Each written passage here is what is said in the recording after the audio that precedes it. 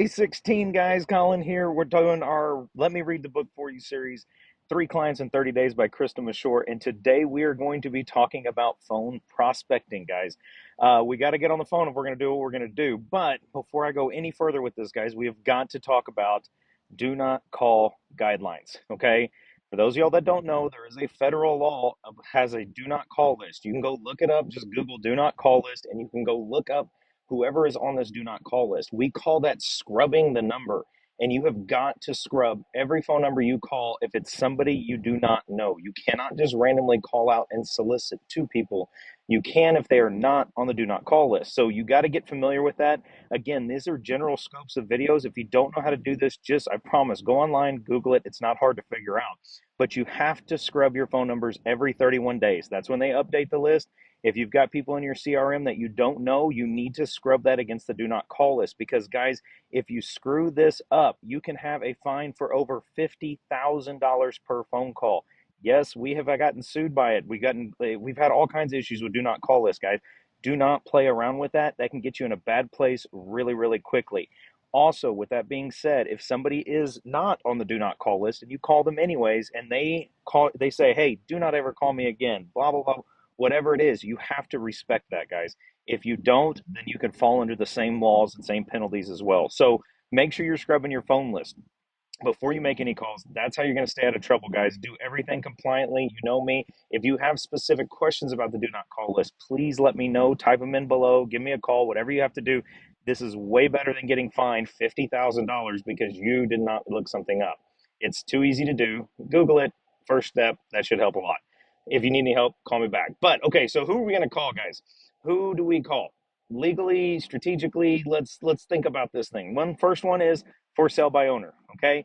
Is it legal for you to call them if they're on the do not call list? Yes, if they have advertised their number. That's okay for you to call them. Now, you got to be careful with it because if they say don't call back, remember that one. But we want to call for sale by owners because remember we talked about that previously.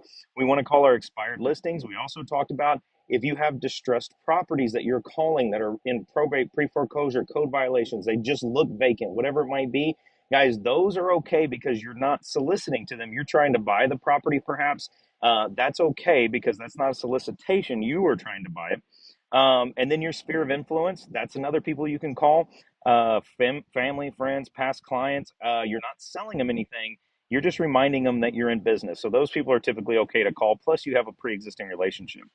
And then the last one are going to be investors. Guys, investors are typically they're busy people and they don't want a bunch of just random solicitations. So don't do that the wrong way. But if you have a deal that you want to share with them, those are great people to call before you're going. So let's talk a little bit about what we can say when we're doing these different ones. So FISBOs and expired, right? These are people trying to sell their house. You know that about them. We already did this video. But hi, my name's Colin. Is this blank? Yeah, hey, I'm with Whiteline Realty, the investors brokerage. I noticed your home was on the market recently. I work with a lot of investors and homeowners in your area, and I just wanted to see if you're still open to sell if the right offer came along. Guys, completely normal. There's your intro for that one. It's really easy. Did I make that up on the go? Yes. It's not that hard, guys. You're just calling somebody. It's hard to be nervous when your mind's on service. Stay confident. You know what you're doing here. Probate and distress, guys. I'm like, hey, this is Colin with White Line Realty. I help families that have properties that need a little extra work or attention. Sometimes that means a fast offer from an investor, some other things. Would you be open to chat about that or see if something makes sense to you? Great one. Your sphere of influence, the people that you know. Hey, what's going on, John? This is Colin. I was just checking in. A lot of things are happening, man. I started working with this new broker. We do a lot of stuff with investors. I'm learning a lot about helping regular people because we do a lot with investors. Is there anything you're looking for? If you know of anybody, let me know. I'd be happy to help out. I'm just trying to make sure people know what I'm doing now. Simple and easy. Investors, super easy too, guys. Hey, Joe, this is Colin with White Line Realty. I've got some deals coming along on the south side.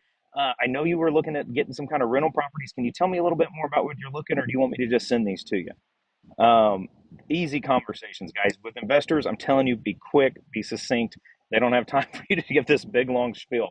Hopefully, you've noticed with me, guys, I'm all about being very succinct, very quick to it. People are busy. They don't want to spend 45 minutes on the phone. Every now and then, whenever you get to talking to somebody, you'll notice that they do want to talk.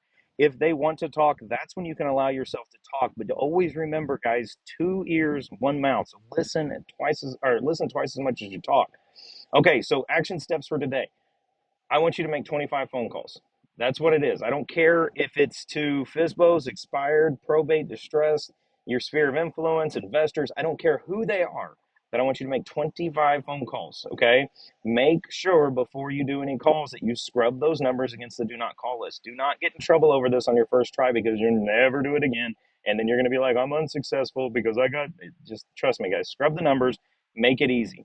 Track all of your calls in your CRM. You should have a CRM set up. There's 100 of them that are free and easy to use and cheap, and use an Excel spreadsheet. Don't care how you do it.